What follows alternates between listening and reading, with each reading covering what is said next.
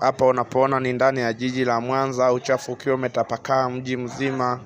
Hii ni dalili kuwa wafanya usafi wa jiji la Mwanza watakuwa wana changamoto yoyote labda katika malipo yao, ndio maana wameshindwa kutekeleza majukumu yao kipasavyo. Mwananchi unaangalia, unaweza ukatoa maoni, jiji kama la Mwanza kweli linaweza likawa limetapakaa uchafu kiasi hiki kweli? Serikali inatakiwa, serikali ya jiji itathmini kuna changamoto gani jiji linakuwa chafu kiasi hiki mpaka linakera.